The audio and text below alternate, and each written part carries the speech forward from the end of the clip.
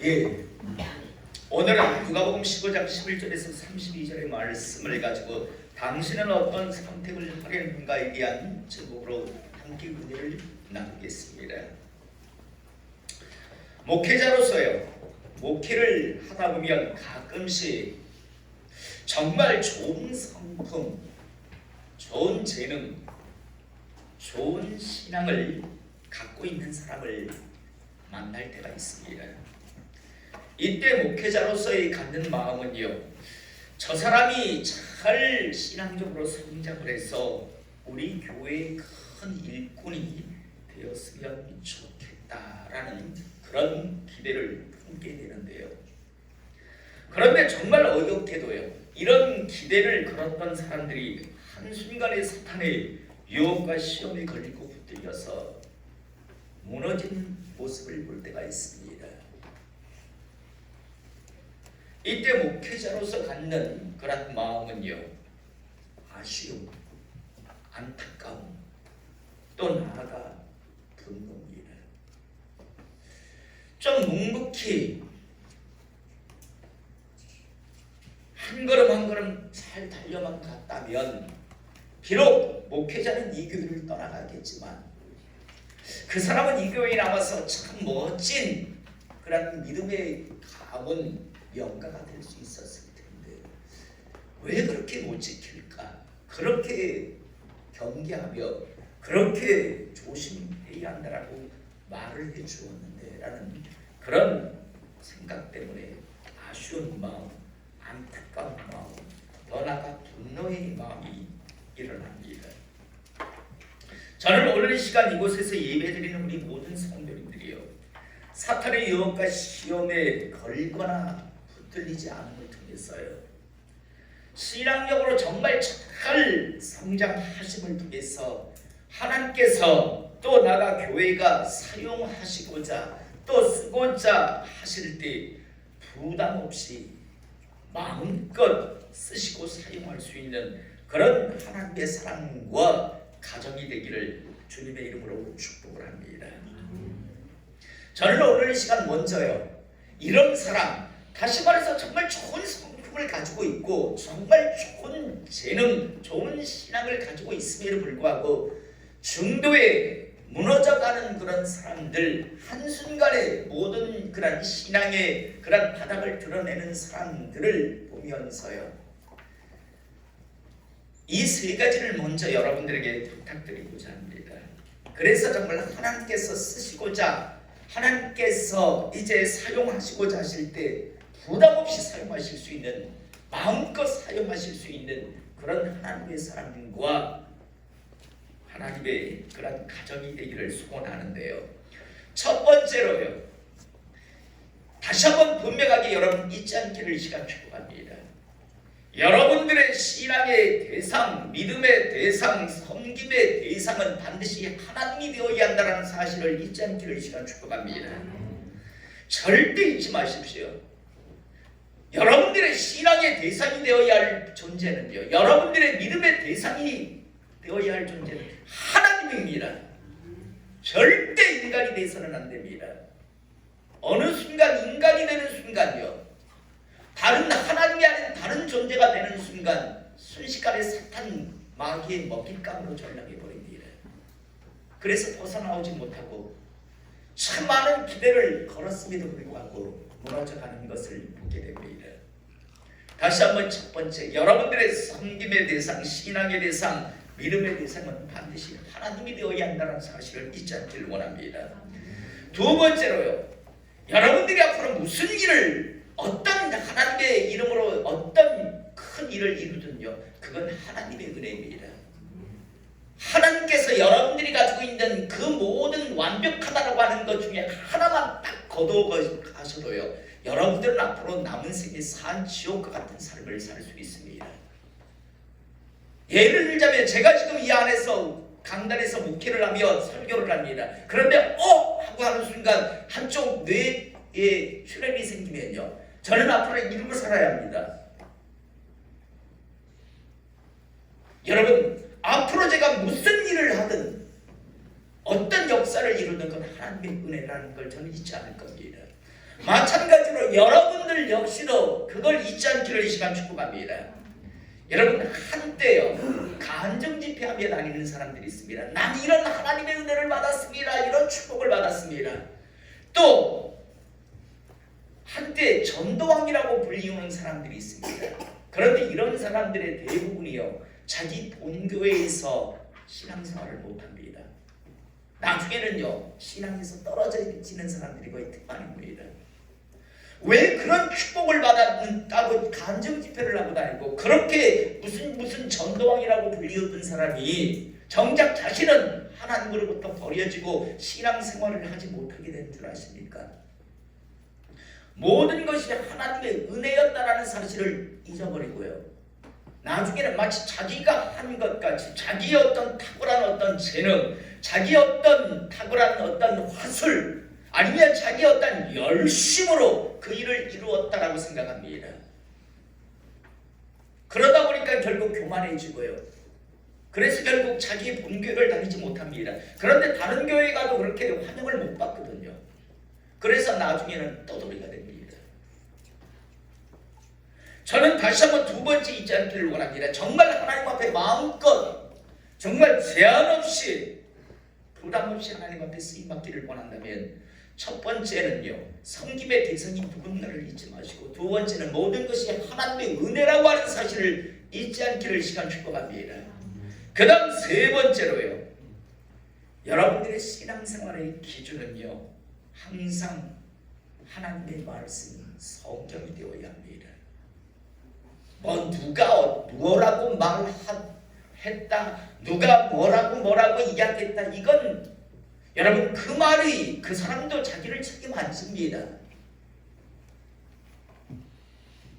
저는 다시 한번 우리 성도님들의 신앙생활의 기준은요 항상 성경이 되기를 이 시간 축복합니다. 또 하나 여기서 덧붙이고자 한다면요 하나님의 말씀을 절대 자의적으로 함부로 해석하지 마십시오. 많은 사람들이요 하나님의 말씀을 자의적으로 자꾸만 해석합니다. 자기 입장에 맞게 자기 어떤 별도를 위해서 하나님의 말씀을 해석들을 합니다. 그게 그 사람에게 있어서 저주가 되어버립니다. 저는 다시 한번 오늘 시간 우리 이곳에서 예배드리는 우리 모든 성도님들이 정말 멋지게 성장하셔서 남자는 남자대로 여자들은 여자대로 정말 이 교회에서 기둥과 같은 하나님의 일꾼으로 성장하셔서 하나님께서 마음껏 부담 없이 쓰실 수 있는 그런 하나님의 사람 되시기를 이 시간 축복합니다. 그러기 위해서 다시 한번 잊지 마십시오. 섬김의 대상은 하나님이 되십시오. 절대 하나님의 위치에 비슷한 어떤 것도 두지 마세요. 두 번째는요 여러분들의 그 신앙의 모든 부분에 있어서요 무엇을 이루든 그건 하나님의 은혜입니다. 여러분들이 잘나서 한 게 없다고요. 교만을 떠는 순간요 하나님께서 딱 하나 건들면 정말 불행한 인생이 됩니다. 제가 자주 말하잖아요. 우시야 왕이요 얼마나 많은 은혜를 받았어요. 그러니까 오만 방자에서 제사장이 집전해야 하는 그 제사를 교만해서 자기가 하겠다고 달려들잖아요. 그렇게 말리는데도 불구하고 내가 왕인데 은혜인 줄 모르고 무슨 자기의 어떤 능력이 있냐고 받아가 즉시 문둥병자가 돼서 산송장으로 삽니다. 산송장으로. 신앙생활의 기준은 하나님 말씀이 꼭 되시기 바랍니다. 말씀을 자의적으로 해석하지 마세요. 덧붙여서 말씀드리고자 한다면 여러분 여호사밧 왕을 아십니까? 남유다의 여호사밧 왕.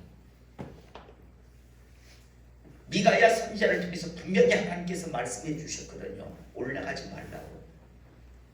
그런데 아합왕 자기 사돈인 아합왕과 결탁을 해서 올라가죠. 올라가서 하나님께서 살려는 줍니다. 그런데 그 집안에 무슨 일이 있었는가를 여러분 한번 떠올려 보시기 바랍니다. 자식들이 깡그리다 죽어나갑니다. 씨가 하나님께서 말리지 아니하였으면 간섭하지 않았으면 씨가 완전히 말립니다. 아다라라고 하는요 북이스라엘의 공주가 시집 와서 썩으리다 씨를 말려버리잖아요. 여호사밧 그때 자기의 그 선택이 어떤 결과를 초래할 것인가를 상상을 못했을 겁니다. 저는 다시 한번 정말 멋지게 성경에서 하나님께서 멋지게 쓰실 수 있는 하나님의 사랑과 가정이 되기를 이 시간 축복합니다. 여러분, 우리 모두는요, 하나님도 알고 계세요. 연약한 존재, 부족한 존재입니다. 여러분, 하나님 앞에서 우리가 뭐 자랑할 게 뭐가 있습니까?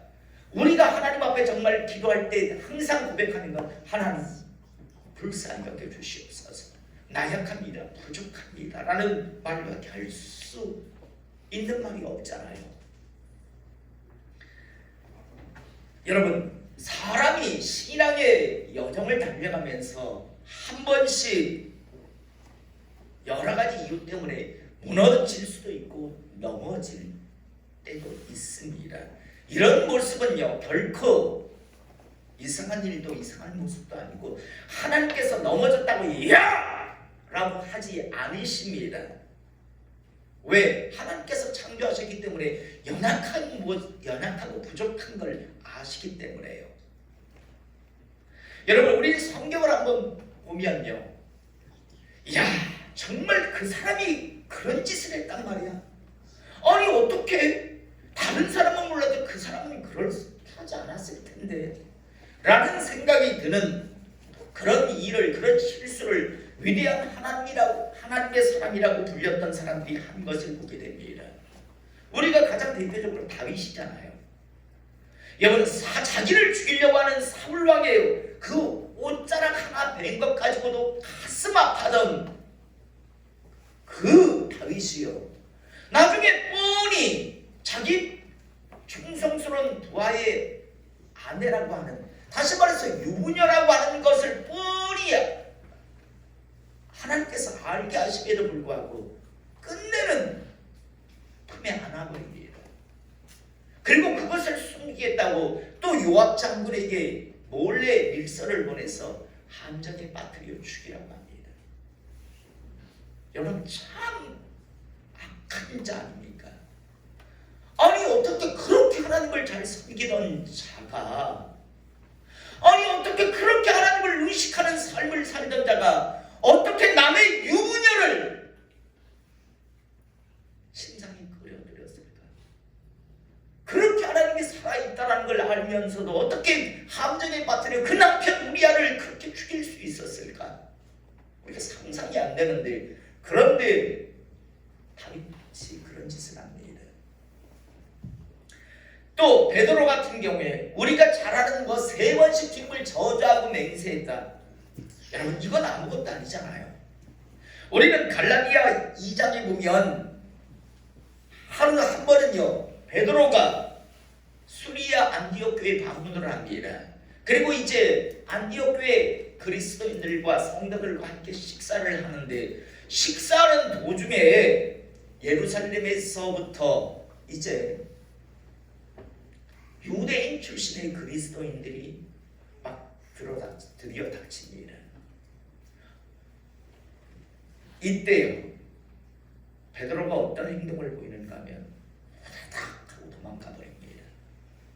베드로의 이런 모습을 본 바나바도요, 덩달아 그 자리를 피해버립니다. 그게 뭐가 문제인데?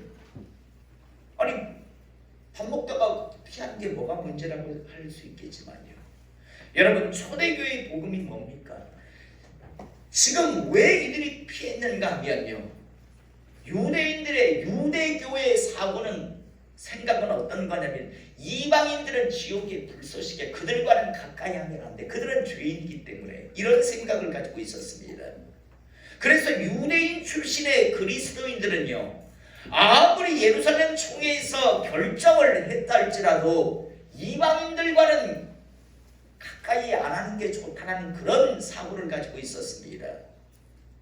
그런데 그래도 초대교회 믿음의 수장이라고 하는 베드로 같은 사람, 그래도 권위자라고 불리던 이 바나바 같은 경우에 유대인 출신의 그리스도인들이 비록 들어닥쳤다 할지라도 당당하게 밥을 먹어야 합니다. 왜? 우리가 인간이 죄를 사함받는 건 예수 그리스도의 십자가의 보혈의 공로라는 걸 증거하고 선포하고 가르쳤잖아요. 그렇다면 유대인 출신의 그리스도인들이 들어닥쳤을 때도 당당하게 밥을 먹으며 그들을 환영하며, 그들이 예를 들어 언짢은 표정을 했을 때 왜 언짢아야 하느냐? 이방인이 그리스도 안에서 거듭 태어났기 때문에 이제 우리와 한 형제가 되었는데 왜 그걸 언짢게 하느냐고, 거기서 오히려 가르쳐야 할 사람들이 후닥닥하고 도망을 가버렸단 말입니다. 여러분, 그냥 밥을 먹다가 그냥 도망친 그 정도의 의미가 아니라, 이건 어쩌면 예수 그리스도를 지금까지 전했던 자가 한순간에 자기가 가르친 모든 것들을 뒤엎어버리는 그런 의미로 될 수가 있었습니다. 물론 한순간 당황해서 베드로도 덩달아 바나바도 그 자리를 피할 수 있겠지요. 그것이 바로 인간의 부족함, 연약함 아니겠습니까? 더 나아가 바울 같은 경우에도 마찬가지 아닙니까? 3차 전도 여행을 마치고 그렇게 3차 전도 여행의 막바지에 사람들이 그렇게 예루살렘으로 가지 말라라고, 당신 들어가면 큰일 난다라고, 죽을 수 있다라고 그렇게 말릴 때 나는 주 예수를 위해서 나의 목숨을 조금도 아끼지 않는다라고 그렇게 당당하게 걸어갔던 바울이요. 예루살렘에 도착하니까 야고보가 뭐라고 합니까? 지금 이런 소리 들려왔다. 너 지금 율법을 자꾸만 어긴다라는 그런 이야기가 지금 예루살렘에 있는 유대인들에게 지금 자꾸만 전해졌다. 그래서 너를 죽이려고 한다. 그래서 살 방법이 하나 있는데, 네가 지금 우리에게 서운한 사람이 하나 있는데 네가 머리 깎는 비용을 대요. 그러면 사람들이 들었던 말, 다시 말해서 율법은 이제 완성되었고 이제 예수 그리스도를 통해서 구원받는다라고 네가 가르친 모든 것이 아니다라고 아마 여기서 너 안 죽일 거야 라는 이런 분명한 이야기를 합니다. 여러분, 이게 말이 됩니까? 여지껏 그가 가르쳤던 게 뭡니까?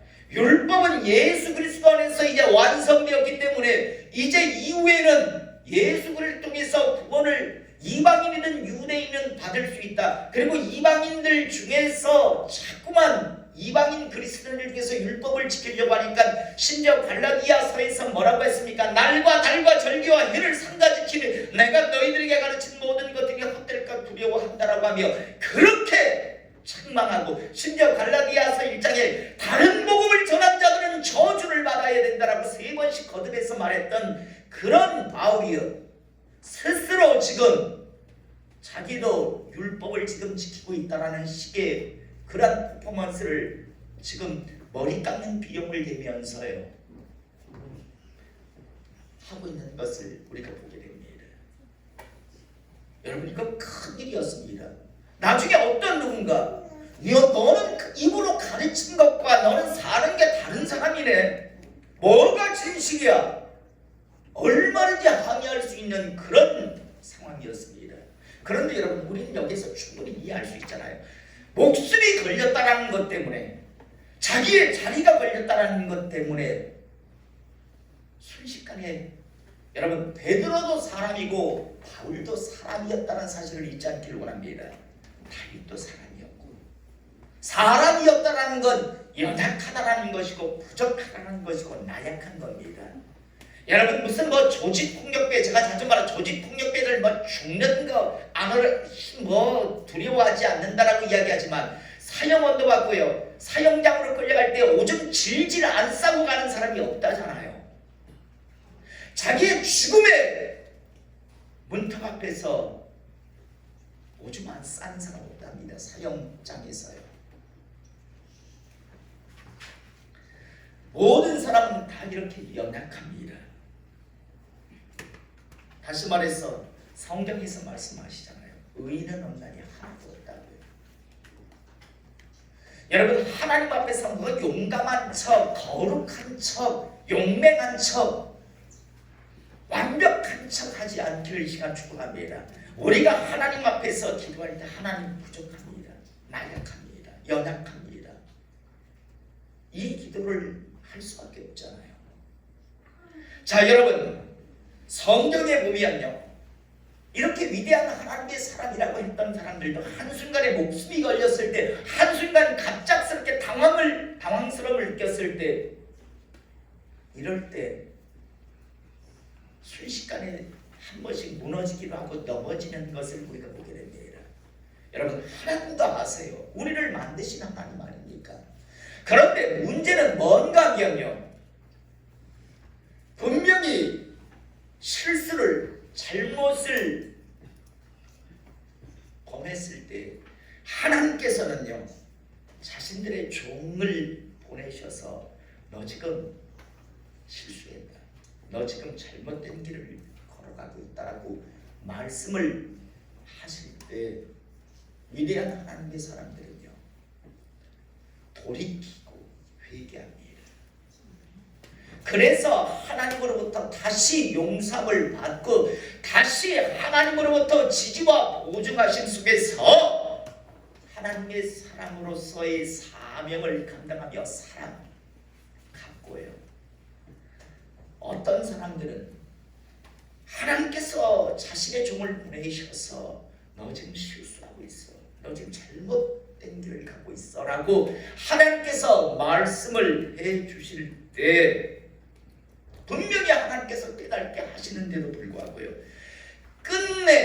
끝까지 그 죄에 있어 돌이키지, 회개하지 않음으로써요, 하나님으로부터 용서받지 못하기 때문에, 그래서 결국 비극적인 인생을 이 땅에서 살아가고 나아가 비극의 영혼의 때를 맞이하는 겁니다.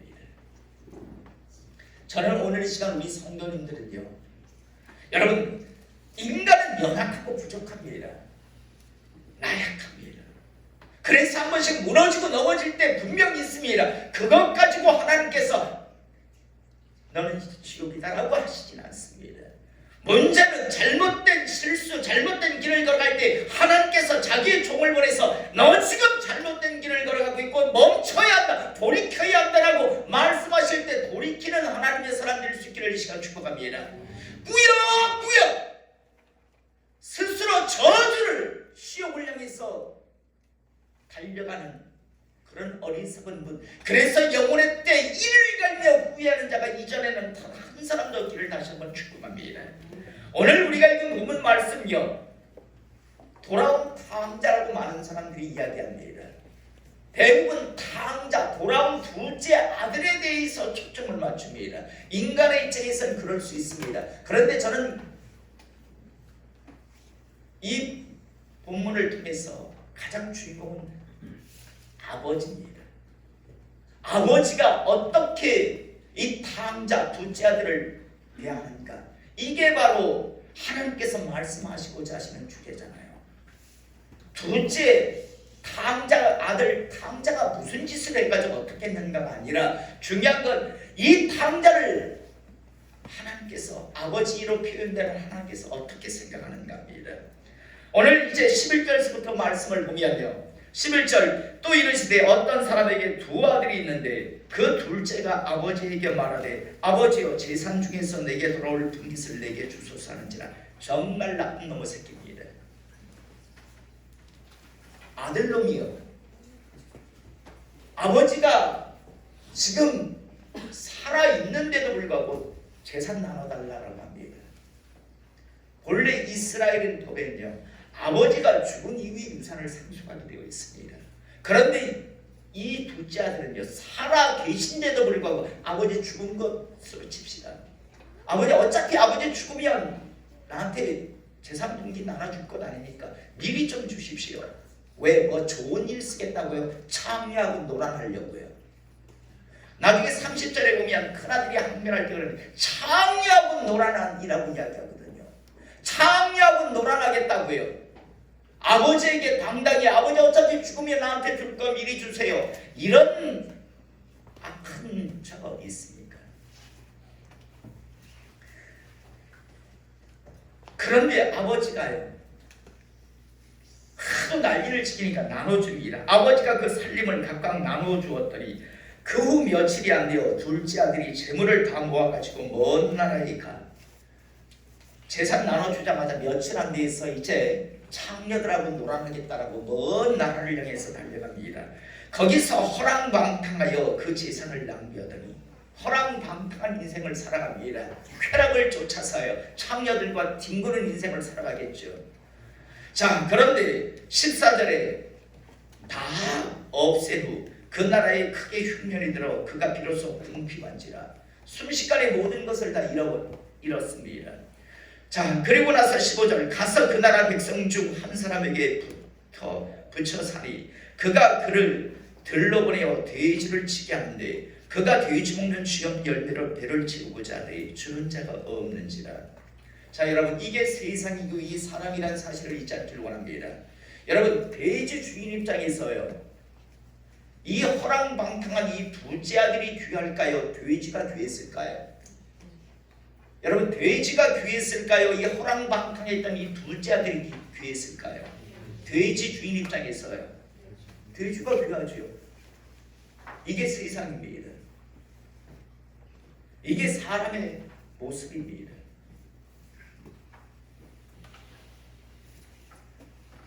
돼지에게는 먹일 쥐염 열매가 있을지라도 그 사람에게는 배불리 먹일 마음이 없는 게 이게 인간이라고요.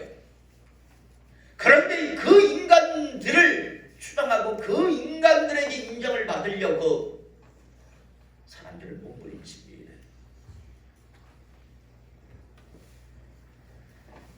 배불리 먹지를 못해요. 돼지는 배불리 먹는데 정작 자신은 배불리 먹지를 못해요.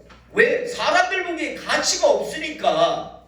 돼지는 차라리 가치가 있는데 그 사람은 돼지 주인 입장에서 사람들 보기에 가치가 없어요.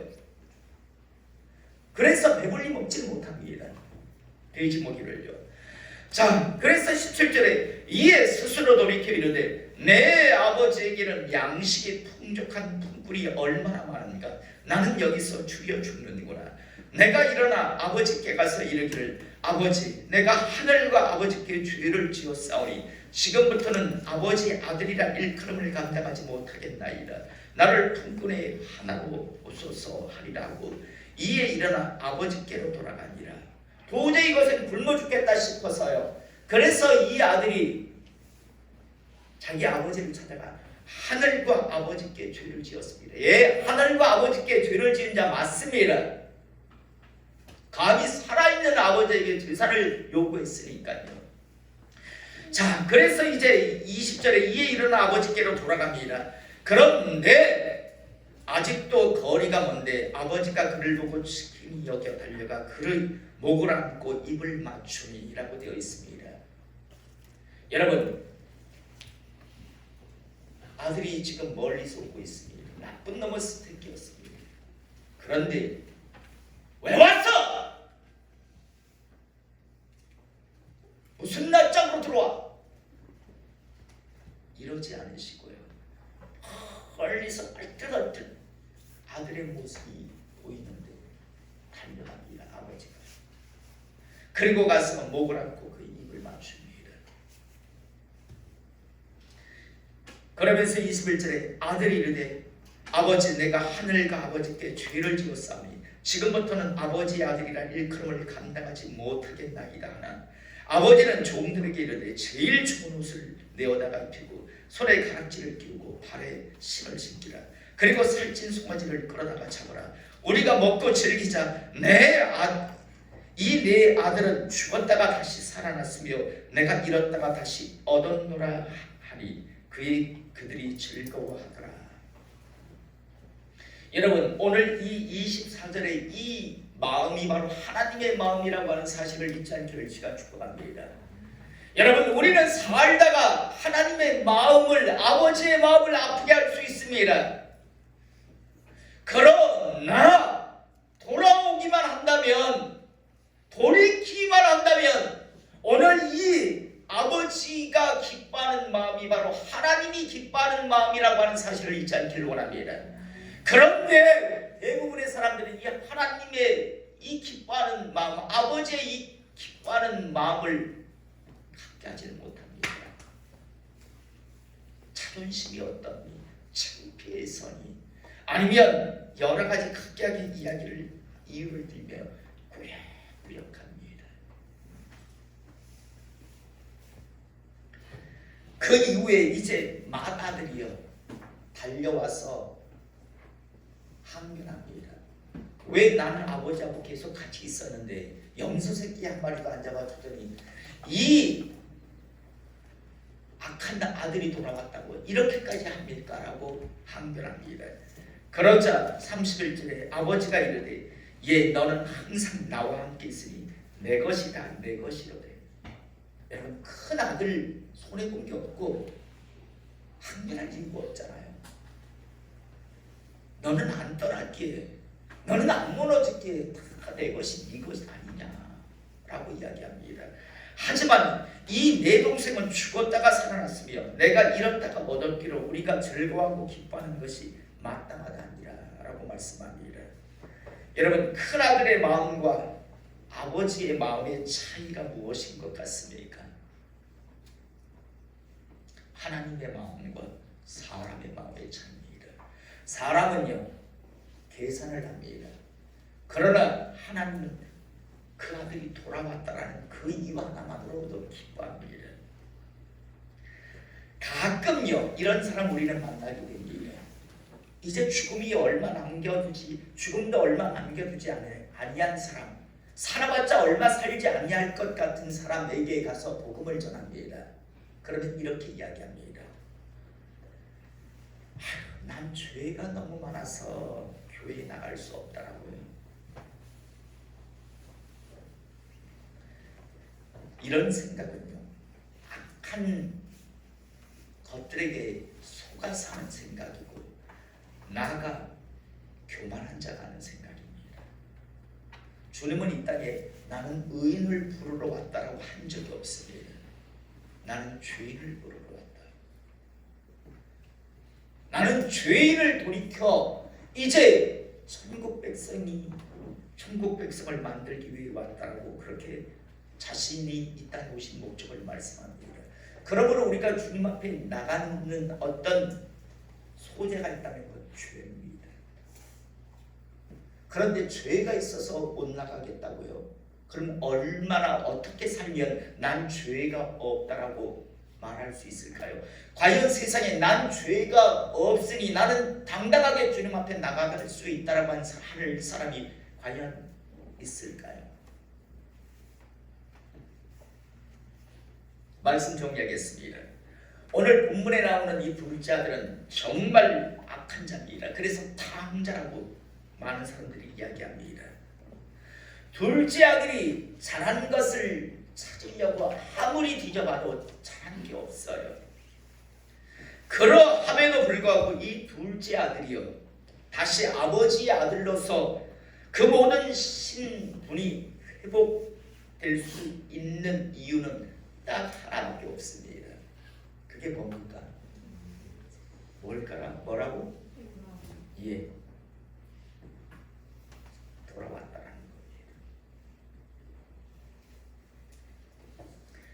만약 이 둘째 아들이 끝까지요 사람이 존심이 있지 이대로는 못 가지, 내가 성공하고 반드시 보란듯이 내가 아버지 보란듯이 형 보란듯이 내가 갈 거라고, 그래서 계속해서 수염 열매도 제대로 못 먹는 인생을 살았다면 그는 객사했을 겁니다.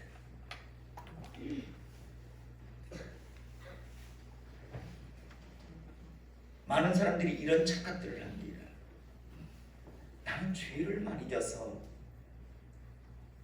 하나님의 복을 못 누리고 살고, 난 죄가 많아서 결국 지옥 가, 이런 이야기를 합니다. 이런 생각을 합니다. 이건 착각입니다. 죄가 많아서 이 땅에서 지질이 궁상으로 사는 것도 죄가 많아서 지옥 가는 게 아닙니다. 정확하게 말해서는요, 어차피 너나 내나 드러나지 아니한 죄를 가진 그런 죄인들입니다. 문제는요, 그 죄를 해결할 수 있는 방법을 하나님께서 이제 가르쳐 주시고 제시하는데, 어떤 사람은 그 방법을 붙들고 돌이키고 돌아오는가 하면요, 어떤 사람은 좀 심하게 표현해서 꼴값을 떨고요, 꾸역꾸역 가기 때문에, 그래서 빌어먹는 인생을 살고 그리고 지옥에 가는 겁니다. 죄가 많아서 지옥 가는 게 아니라, 죄가 많아서 그렇게 비참한 인생을 사는 게 아니라요, 하나님께서 비참한 인생에서 벗어날 수 있는 길을 제시해 주시는데도 불구하고, 천국 갈 수 있는 길을 가르쳐 주는데도 불구하고 끝까지 꾸역꾸역 하나님께로 돌아오지 않고 회개하지 않고 가기 때문에 결국 지옥에 가는 것이고, 그렇게 불행하게 사는 겁니다. 오늘 성경은 분명히 말씀하고 계십니다. 잘한 게 없는 자식이잖아요. 그런데 멀리서, 거리가 먼데, 그런데 그 아들의 실루엣이 조금만 비쳤는데도 불구하고 아버지는 알아봅니다. 자식 둘째 아들이 지금 달려온 게 아니라 아버지가 달려나가서 그를 맞이했다는 겁니다. 그만큼 기다리고 있는데도 불구하고 그걸 무시하고 그 마음을 멸시한다면 당연히 지옥 가는 게 맞죠. 당연히 비루하게 살아야 하는 게 맞겠죠. 저는 오늘 이 시간 다시 한번 마음판에 새기시길 바랍니다. 우리는 연약합니다. 부족합니다. 나약합니다. 솔직히 말해 비겁합니다. 하나님도 아세요. 그래서 어떨 때는 신앙 여정에서 무너지기도 하고 넘어지기도 할 수 있습니다. 그것 갖고 뭘 안 합니다. 하나님은 무너지고 넘어졌을 때 하나님께서는 기회를 주십니다. 일어서라고요. 자신의 종들을 보내셨어요. 그런데 어떤 사람은 그 말씀을 붙들고 다시 일어서고 돌아서는 사람이 있는가 하면, 어떤 사람은 그 길을 갑니다. 그게 바로 그 사람의 저주입니다. 오늘 시간 다시 한번 오늘 본문의 말씀의 제목, 당신은 어떤 선택을 하려는가? 주님의 종으로서 묻겠습니다. 돌이키시겠습니까? 꾸역꾸역 하시겠습니까? 선택하십시오. 기도하겠습니다.